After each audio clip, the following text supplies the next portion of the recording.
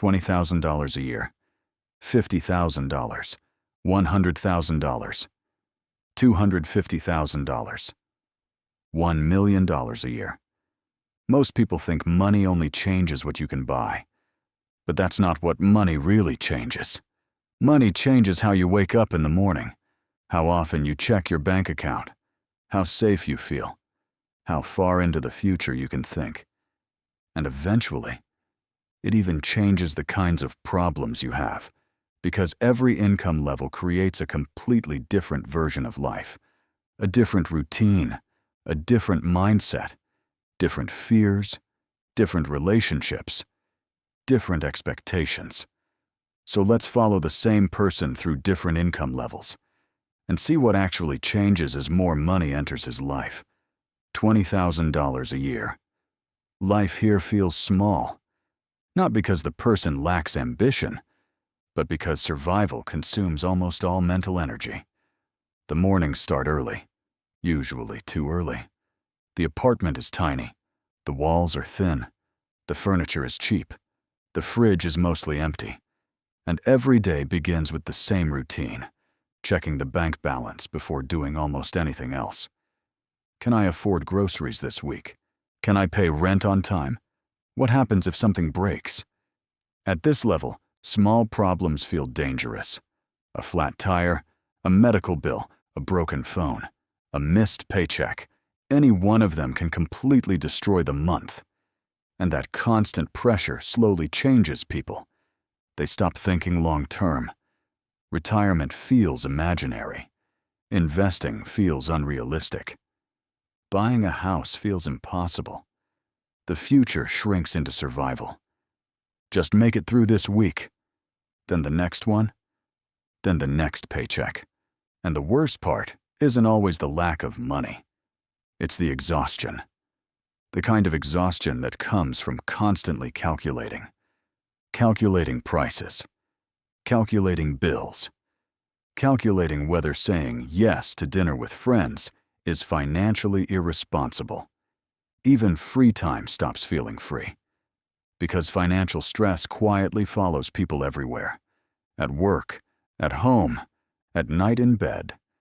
And eventually, many people at this level stop asking, how do I become wealthy? They start asking, how do I stop falling behind? $50,000 a year. Now, life finally starts looking more stable. The apartment is nicer. The grocery store changes. There's better food in the fridge. Maybe a gym membership, maybe occasional vacations. For the first time, life begins feeling somewhat manageable, but something else begins happening too. Lifestyle inflation. At first, it feels harmless. A better phone, a newer car, food delivery, streaming subscriptions, more convenience, more comfort. And honestly, after years of stress, those upgrades feel deserved. But slowly, expenses rise to match income. And many people barely notice it happening, because every new level of comfort quickly starts feeling normal. What once felt luxurious becomes expected. And this creates a strange trap. From the outside, life finally looks successful. But internally, many people are still financially anxious. They still wait for payday, still worry about losing their job, still avoid checking certain bills. The stress didn't disappear. It simply became more expensive. And socially, life changes too. At this level, people begin comparing themselves more. Friends start buying homes. Co-workers upgrade cars. Social media becomes dangerous, because now success feels close enough to touch, but still somehow out of reach. And this is where many people begin confusing income with wealth. They assume, if I just make a little more money, everything will finally feel secure. But for many people, that feeling never fully arrives. $100,000 a year. For a huge percentage of people, this feels like making it. And compared to lower income levels, life genuinely becomes easier. There's less panic, more convenience, more breathing room. People stop optimizing every tiny purchase. They start paying to remove stress from daily life. Food delivery instead of cooking. Uber instead of public transportation.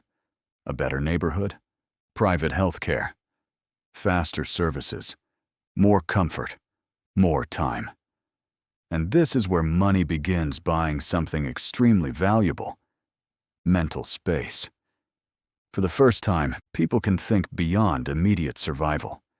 But higher income creates new psychological pressure too, because now there's something substantial to lose: the apartment, the lifestyle, the reputation, the social status. And people adapt surprisingly quickly. The life that once felt rich starts feeling average. At this level, many people become trapped by invisible obligations: the expensive apartment, the financed car, the subscriptions, the expectations from family, the pressure to maintain appearances. And suddenly, earning 6 figures no longer feels wealthy. It feels necessary. This is also where burnout becomes common, because maintaining a high income often requires more hours, more pressure, more responsibility, more competition. And many people quietly realize something uncomfortable. They upgraded their lifestyle, but not necessarily their freedom. $250,000 a year. Now, life changes again. This is where income starts creating actual financial leverage. Savings grow faster. Investments become meaningful. Unexpected expenses stop feeling dangerous. For the first time, money creates genuine optionality. People can say no to certain jobs, no to toxic environments, no to constant survival mode. But another psychological shift happens here too. Comparison becomes far more intense, because wealthy people rarely compare themselves to average people. They compare themselves to people slightly above them. And at this level, the social circle changes dramatically. Now someone owns a vacation house. Someone else sold a company. Someone invested early and became a millionaire.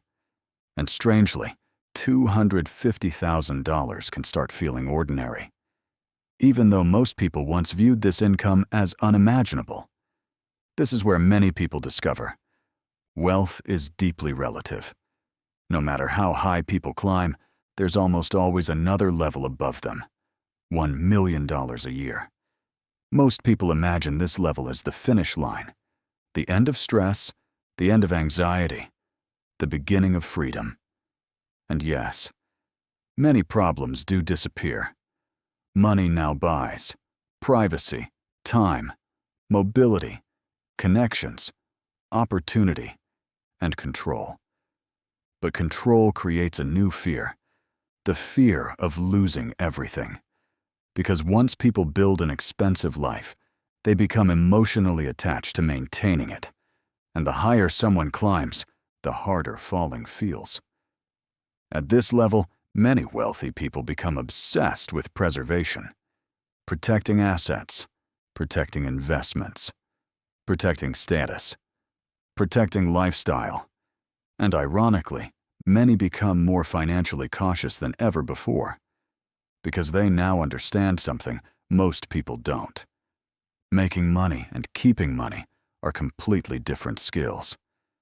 The strangest thing about money is how quickly people adapt to it. What once felt impossible becomes normal, then expected, then insufficient.